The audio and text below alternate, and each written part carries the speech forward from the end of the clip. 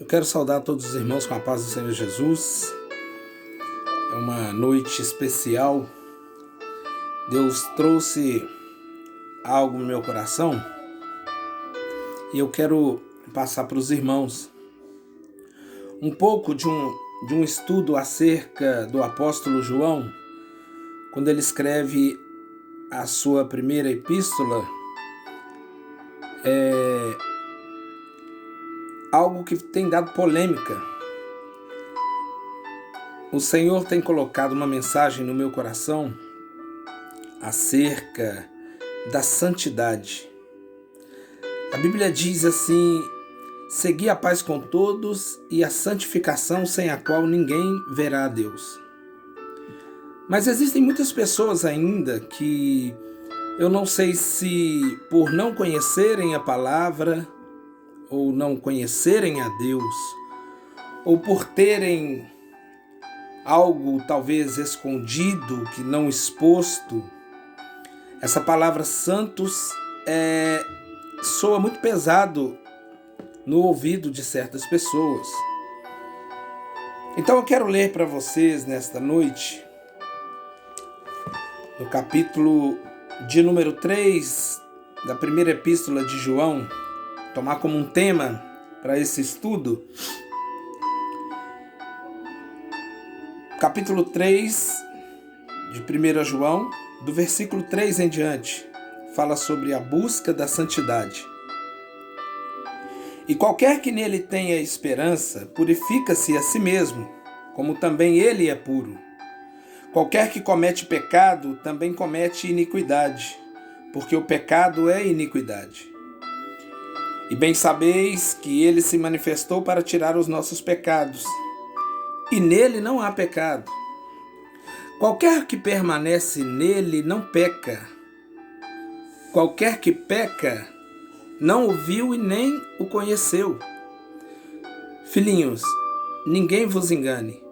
Quem pratica a justiça é justo, assim como ele é justo. Quem comete o pecado é do diabo, porque o diabo peca desde o princípio. Para isto o Filho de Deus se manifestou, para desfazer as obras do diabo. Qualquer que é nascido de Deus não comete pecado, porque a sua semente permanece nele e não pode pecar, porque é nascido de Deus. Nisto são manifestos os filhos de Deus e os filhos do diabo. Qualquer que não pratica a justiça e não ama seu irmão, não é de Deus. Qualquer que é nascido de Deus não comete pecado, porque a sua semente permanece nele e não pode pecar, porque é nascido de Deus. Nisto são manifestos os filhos de Deus e os filhos do diabo. Qualquer que não pratica a justiça e não ama seu irmão, não é de Deus. A princípio nós vemos que o que está escrito aqui não sou eu que estou dizendo por parte minha, é a Bíblia que está dizendo. Mas eu quero trazer para os irmãos hoje algo acerca desta epístola que João escreveu, que talvez as pessoas não saibam.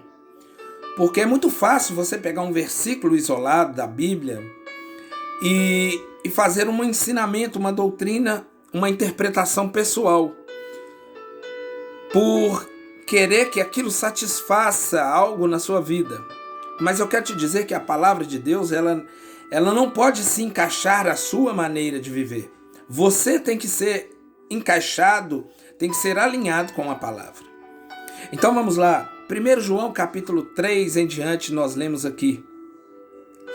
Essa epístola, como a epístola dos Hebreus, ela não menciona o seu autor nem as pessoas a quem é dirigida, apesar de ser intensamente pessoal, como indica o uso frequente dos pronomes eu e vós, o autor. Desde o princípio tem sido reconhecida como carta circular do apóstolo João àquelas igrejas. Elas foram reconhecidas como cartas e circulavam ali pelas cercanias de Éfeso, tendo como objetivo dar ênfase aos pontos essenciais do Evangelho e avisar contra heresias incipientes que mais tarde produziram uma forma corrupta e paganizada do cristianismo.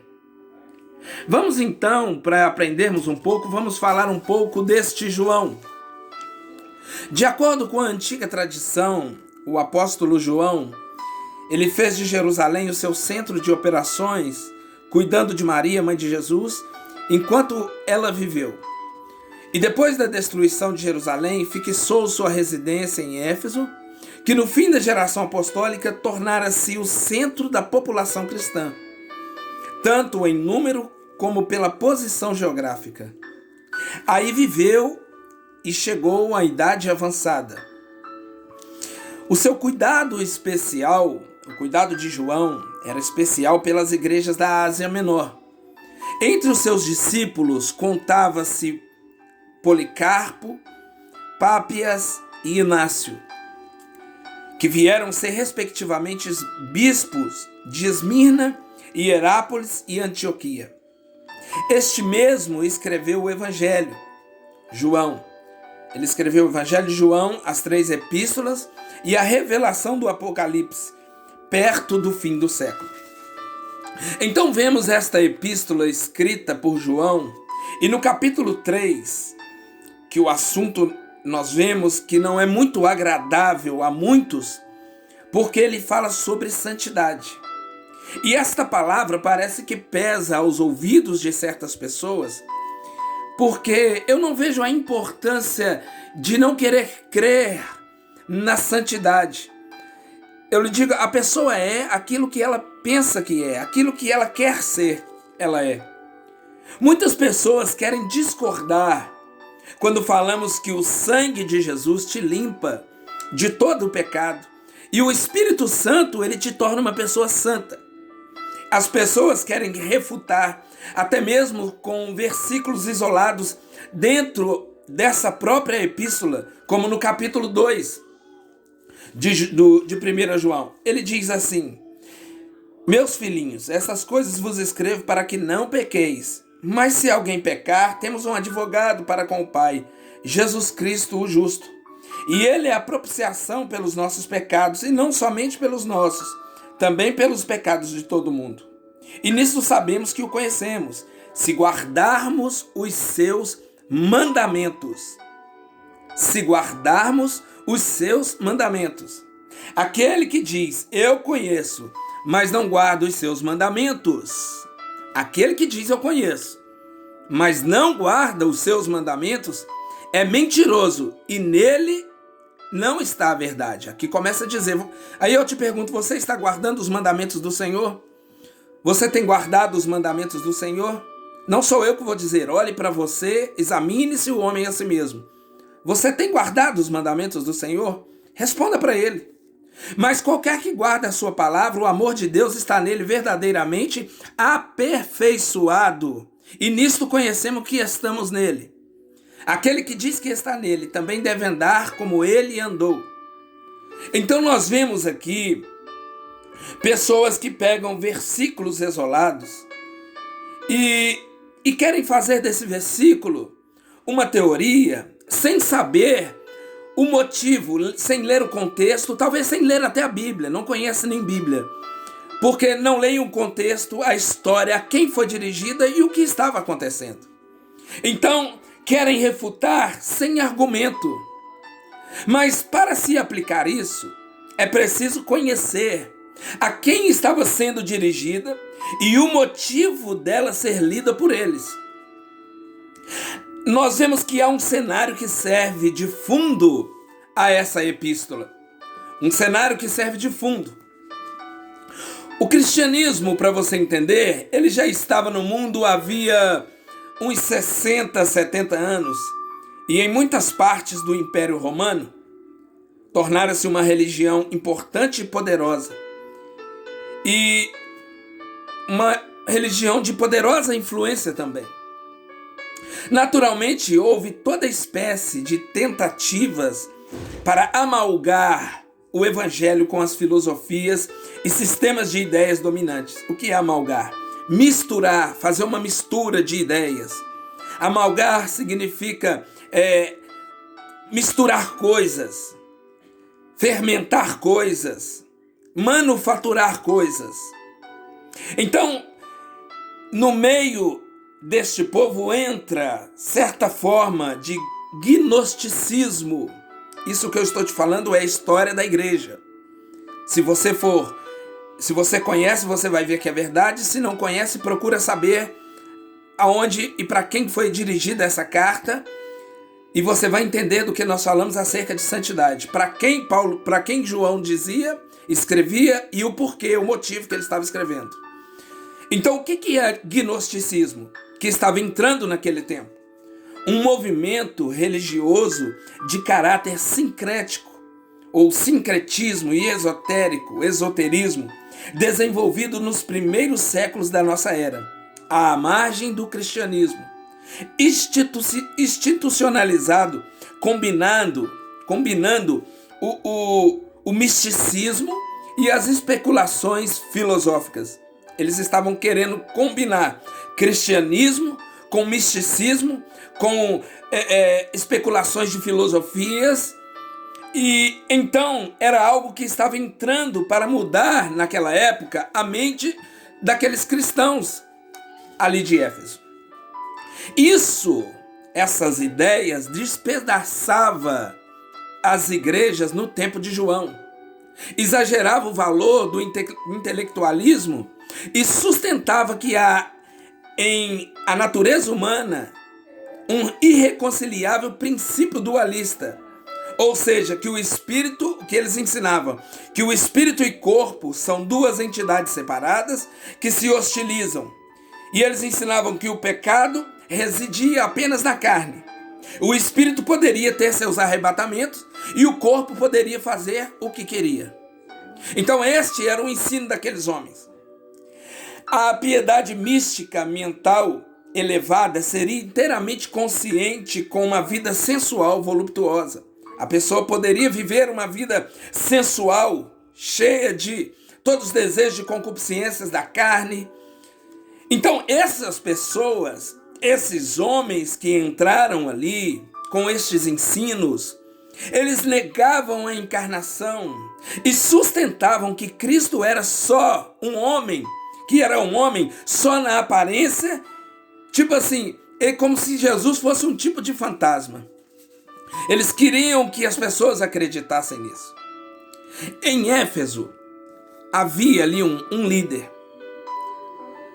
E Éfeso era líder dessa seita. E ali havia um homem que era líder também, que era um homem chamado Cerinto. O nome dele era Cerinto.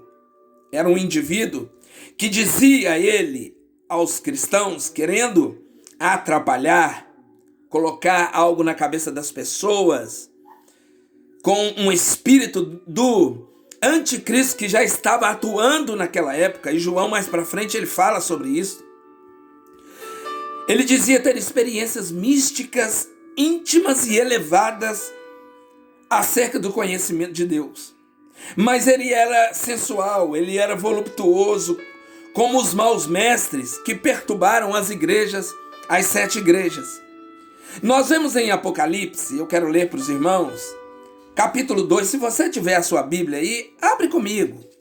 Apocalipse capítulo 2, vamos lá. Apocalipse capítulo de número 2. Amém.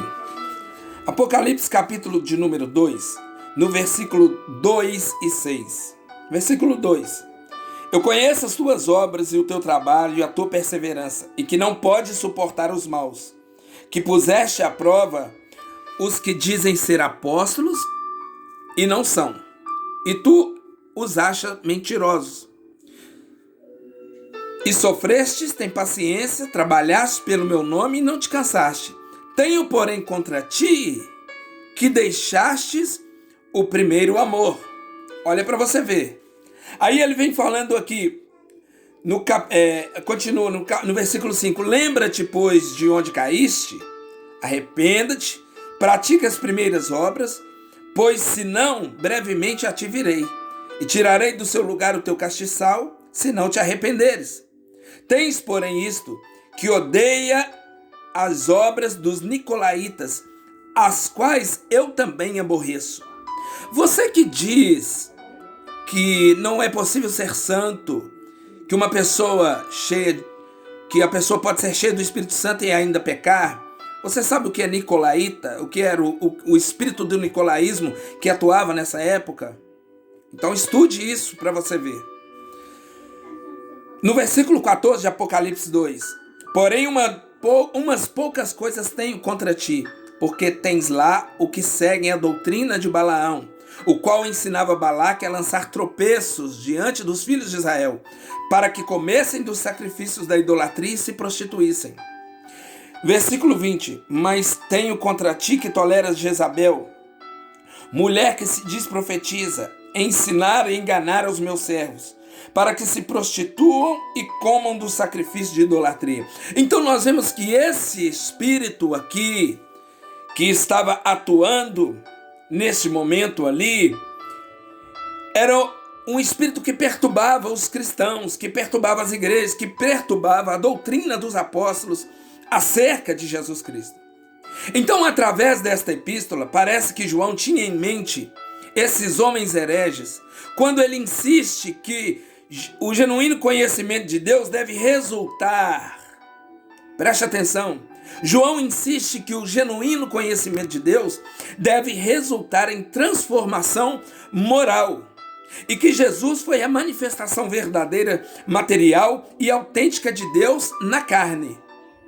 O objetivo de João, então, ao escrever essa epístola, era expor a heresia dos falsos mestres e confirmar a fé dos verdadeiros crentes. Começamos a ver a luz. Eu não sei se o Senhor vai te revelar a verdade, porque existem pessoas também que não serão reveladas da verdade. Como isso? Te mostro daqui a pouco, lá em Tessalonicenses. João declara então ter escrito para dar garantia da vida eterna àqueles que creem no nome do Filho de Deus. Aonde que está isso? 1 João capítulo 5, versículo 13. 1 João capítulo 5, versículo 13. Ele diz: essas coisas vos escrevi a vós, os que credes no nome do Filho de Deus, para que saibais que tendes a vida eterna e para que creiais no nome do Filho de Deus. Então, todos os ensinamentos errôneos destas pessoas, destas seitas, traziam o quê? Uma incerteza no coração daquelas pessoas sobre a sua condição espiritual. O mesmo Espírito está atuando nos dias de hoje, trazendo incerteza sobre a sua condição espiritual. Por quê? Porque muitos não conhecem a verdade e têm aprendido em muitos lugares por aí um evangelho de porta larga, onde se pode tudo, e não te ensina a ter uma vida santa. E aí ela erra e acha que pode o Senhor Jesus ficar perdoando, sendo que a Bíblia diz lá no livro de Gênesis que o Espírito do Senhor, que Deus certo dia disse, não contenderá o meu Espírito para sempre com o homem. Existe a linha da misericórdia. Então as pessoas têm que conhecer a Bíblia, não é somente refutar um versículo, não é somente refutar uma mensagem pregada por alguém. Pode estar errando e muitas das vezes pode estar pecando, e o Senhor pode cobrar de você isso que você está falando daquele que está pregando a verdade. Muito cuidado ao abrir a sua boca e falar de um pregador. Ouça, escute, mas você tem que ter conhecimento da palavra e outra coisa, revelação de Deus para falar de um pregador da palavra. As pessoas estavam com incerteza no coração sobre a sua condição espiritual, como muitas estão hoje, que não conhecem a sua condição espiritual, ou tem medo da sua condição espiritual, porque estão totalmente erradas e longe do Senhor. Então João refere a esses ensinamentos como enganosos. João refere-se a esses homens como ensinamentos enganosos. Quando João estava falando aqui acerca daquele que diz que não comete o pecado, que se disser que não comete pecado, ele já está pecando, é uma pessoa que não conhece o Espírito Santo. É uma pessoa que diz que não precisa de Jesus para a sua vida. Ele estava direcionando essa palavra para pessoas que, por ensinamento errado de outras, achavam que não precisavam de Jesus. Aí elas diziam: eu não tenho pecado para que esse Jesus venha me perdoar. É isso que João estava dizendo. Não é para nós, que nós somos santos sim. Aquele que está em Jesus é uma nova criatura e santo, e eu vou te provar que é. Então João refere esses ensinamentos como enganosos. 1 João capítulo 2, versículo 26. Estas coisas vos escrevi acerca dos que vos enganam. Tudo dentro dessa epístola. Estas coisas vos escrevi acerca dos que vos enganam. Preste atenção, se você ouve bem, você vai ouvir. Essas coisas vos escrevi acerca dos que vos enganam. E 1 João capítulo 3, versículo 7, ele diz: filhinhos, ninguém vos engane. Quem pratica justiça é justo, assim como ele é justo. Então nós vemos que ele tratava esses homens como, primeiro, falsos profetas. Onde que eu vejo isso? 1 João 4:1. Amados, não creiais em todo o espírito, mas provai se os espíritos são de Deus, porque já muitos falsos profetas se têm levantado no mundo. Meu irmão, é muito melhor você estar com um espírito certo dentro de uma doutrina errada do que com um espírito errado dentro de uma doutrina certa. Existem pessoas que estão dentro de igreja que pregam a mensagem certa, mas estão com o espírito errado. Existem pessoas que ouvem mensagem certa, mas ela está com um espírito errado. Ela não conhece a Deus. Então ele chama de falsos profetas. Também ele chama esses homens de mentirosos. 1 João 2:22. Vamos ler. 1 João 2:22. Quem é mentiroso, senão aquele que nega que Jesus é o Cristo? E o anticristo é o anticristo, e esse mesmo que nega o Pai e o Filho. Então também é mentiroso. E ele chama eles também de falsos mestres, mentirosos e anticristos. 1 João 2:18. Vamos ler lá. 1 João 2:18. Filhinhos, é já a última hora.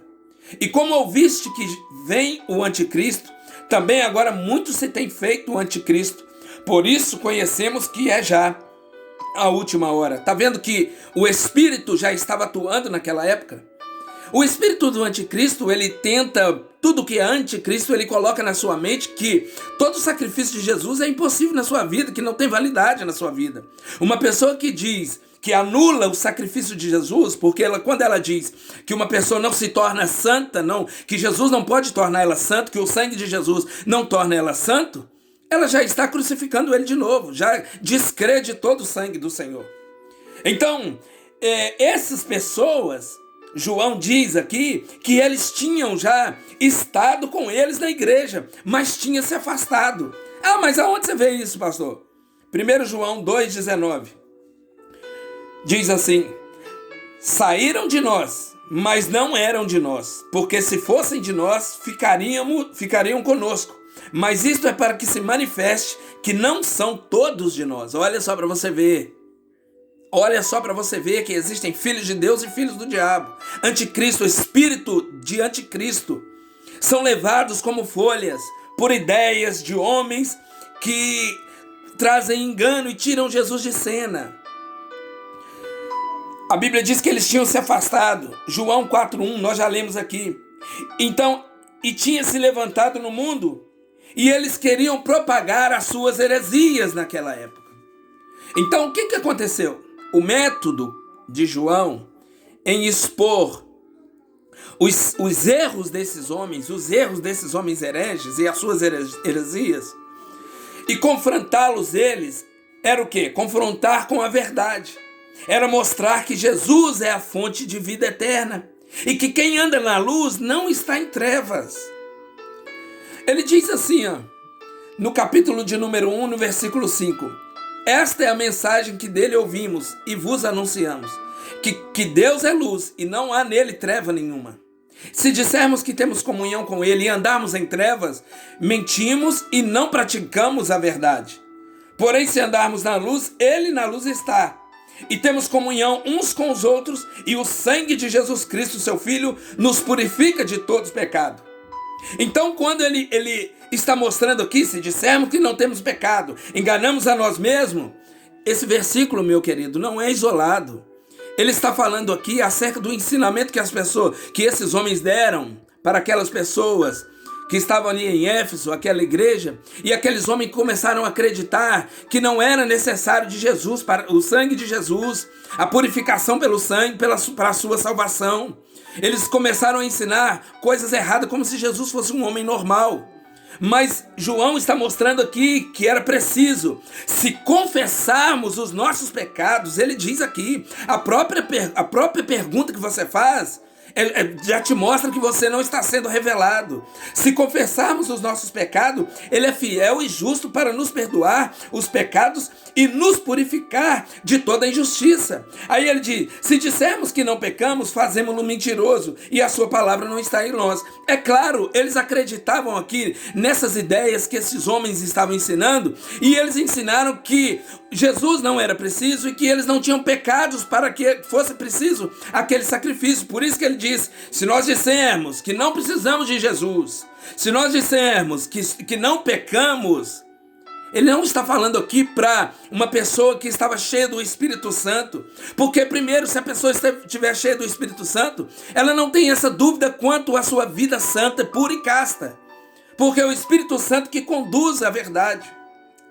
Então, além disso, pessoas que, quando ele diz aqui que estão nas trevas, pessoas que mentem estão nas trevas, pessoas que erram, adulteram, prostituem. Por quê? Nós vimos isso nos frutos do Espírito.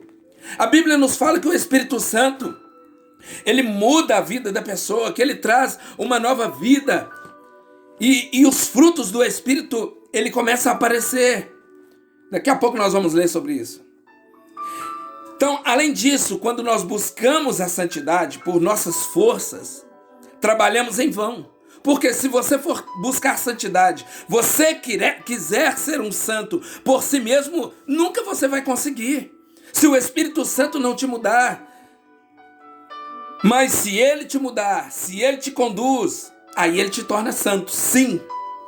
Talvez você não saiba o que é santo. Talvez santo para você é um anjinho com asinha, com uma auréolazinha na cabeça. Você sabe o que a palavra santo significa? Santo significa separado. Então, o que nós podemos refutar do versículo de número 18, do capítulo 5? Eu vou ler para você. Capítulo de João, quando ele está nas recomendações finais, e ele fala para aqueles que creem no nome de Jesus, para aqueles que receberam e que creiam, que crescem naquilo que eles estavam ensinando, que Jesus, que é necessário sim o sangue de Jesus para perdão dos pecados, e que o Espírito Santo vem e entra dentro da pessoa e faz ela diferente. Ele diz assim, sabemos que todo aquele que é nascido de Deus, olha o novo nascimento, não peca. Você sabe ler? Sabemos que todo aquele que é nascido de Deus não peca, mas o que é de Deus gerado, olha aqui, quando você nasce de novo, quando você é gerado de Deus, a Bíblia diz, conserva-se a si mesmo e o maligno não lhe toca. O diabo não tem poder na vida daquele que é lavado, que nasceu de novo, a menos que não nasceu de novo, a menos que não tenha nascido de novo. Existem pessoas que não nasceram de novo e acham que nasceram. Existem pessoas que não conhecem a Deus e acham que conhecem. E bate no peito e acha que tem o direito de refutar qualquer mensagem que cutuca na ferida dela. Meu irmão, eu quero te dizer uma coisa. Você precisa de se arrepender dos seus pecados. Você precisa da santificação. Ore a Deus, busque o Senhor. O que nós falamos sobre santificação não é uma coisa de outro mundo. É simplesmente mostrar para vocês, não é mostrar para vocês que nós somos melhor que ninguém, em termos de, eu sou melhor que você, não. É porque o Espírito Santo, quando ele faz morada no homem, ele transforma a vida do homem. E quando ele transforma a vida do homem, ele coloca a certeza da salvação. E quando ele coloca a certeza da salvação, o homem tem certeza que ele vai no arrebatamento com o Senhor. Agora, me diz um homem que fala que tem o Espírito Santo e vive pecando e continuando pecando, ele vai subir no arrebatamento? A Bíblia fala que só vai os santos, os lavados no sangue de Jesus. O que você me diz desse versículo aqui? Que o próprio João está respondendo a pergunta lá do versículo 2, do capítulo 2.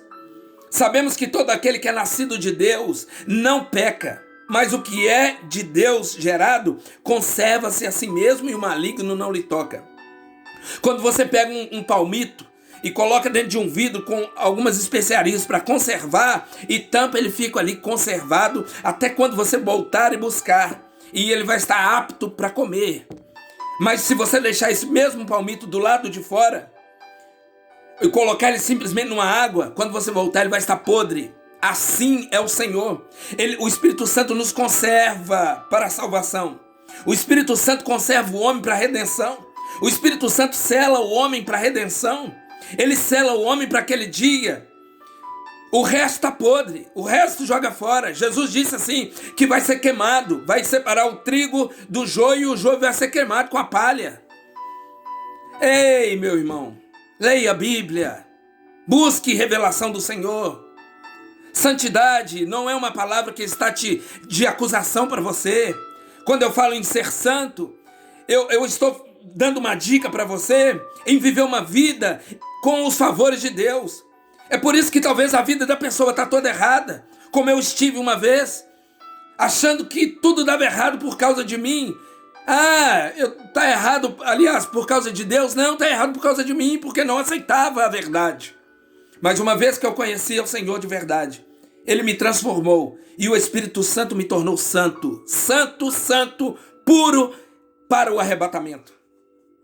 Então vemos que já na segunda carta de Paulo, lá em Tessalonicenses, no capítulo 2 e 3, ele fala algo forte. Vamos lá em 2 Tessalonicenses.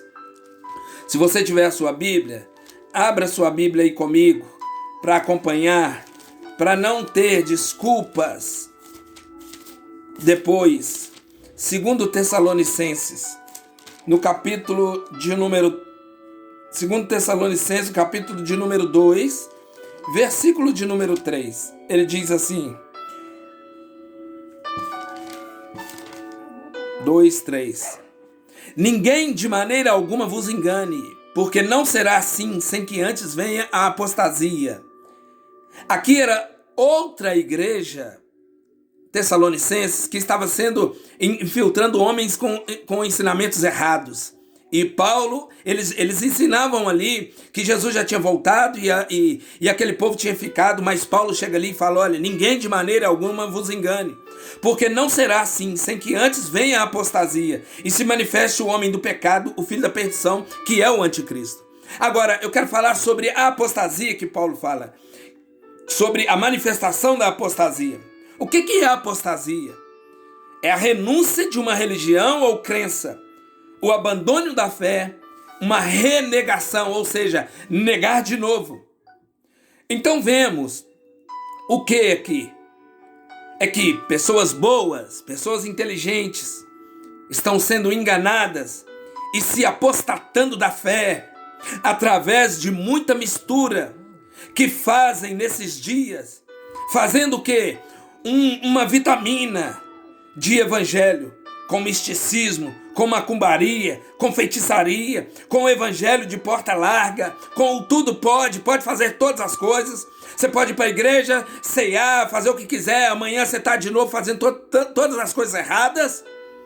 Misturam anjos, teologias de prosperidades, mentiras, acusações, uma coisa que nós não devemos fazer, acusar o próximo. Mas você não faz isso? Olhe para você primeiro, antes de olhar para o outro. Olhe o que a sua língua está falando antes de olhar para o outro falar dele.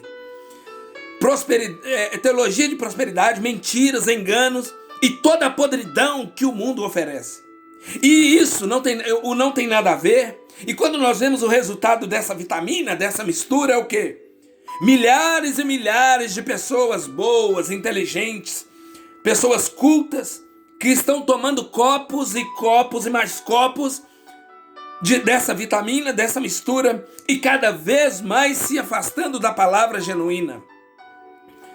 Meu irmão, minha irmã, meu amigo, minha amiga, eu te pergunto hoje algumas perguntinhas básicas e peço que você me responda aí onde você está, ou responda para você mesmo algo muito importante. Mateus capítulo 26, versículo 28. Mateus 26, 28. Eu vou ler para você. Mateus capítulo 26, versículo 28. Jesus disse assim: porque isto é o meu sangue, o sangue do Novo Testamento, que é derramado por muitos para a remissão de pecados. Olha o que Jesus está falando. Hebreus capítulo 9, versículo 13. Abra comigo aí a sua Bíblia. Hebreus capítulo 9, versículo 13. Hebreus 9, 13.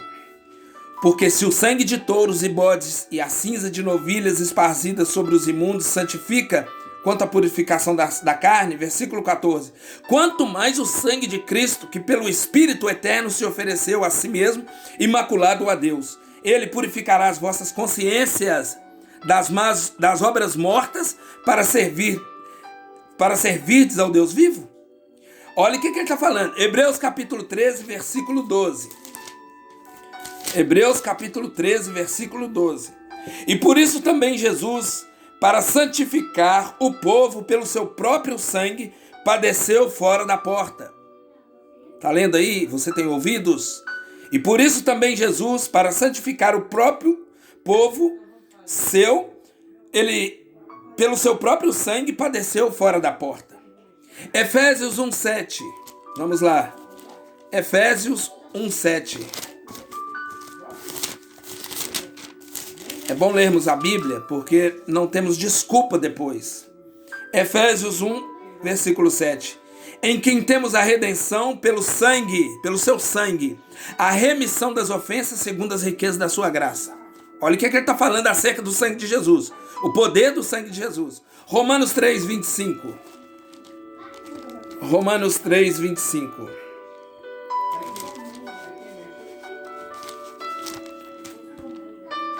Vamos lá.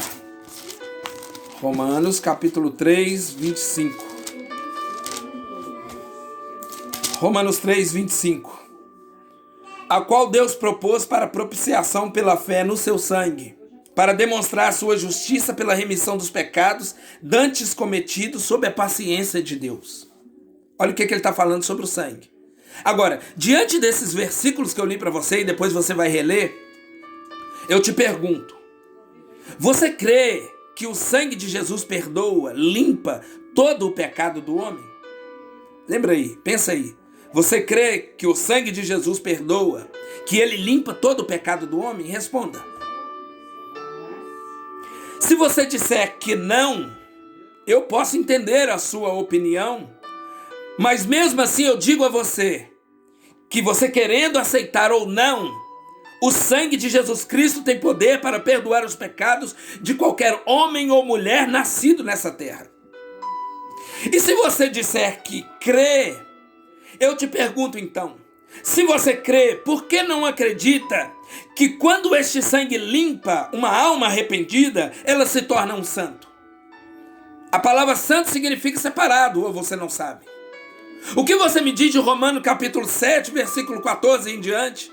E no capítulo 8, que nos mostra a luta contra o pecado, a natureza pecaminosa, e no capítulo 8, onde ele fala da mudança em estar em Cristo para não pecar. Leia a Bíblia lá. Romanos 7, do versículo 14 em diante, e Romanos capítulo 8. E outra, para ser guiados pelo Espírito de Deus. Aí você me diz, mas se eu pecar, Deus vai me perdoar. E eu te pergunto, será que o Espírito Santo pode errar? Você acredita que o Espírito Santo pode errar? Sendo que ele nos sela para o dia da redenção? Será que ele pode conduzir você fora do caminho da verdade? É isso que você acredita? Que Espírito Santo é esse? Qual o Espírito Santo. Não existe dois Espíritos Santos. O mesmo Espírito Santo que guiou Simeão até o templo para apresentar Jesus é o mesmo que está aqui agora falando para você. Será que ele pode conduzir você para fora da verdade? Jesus diz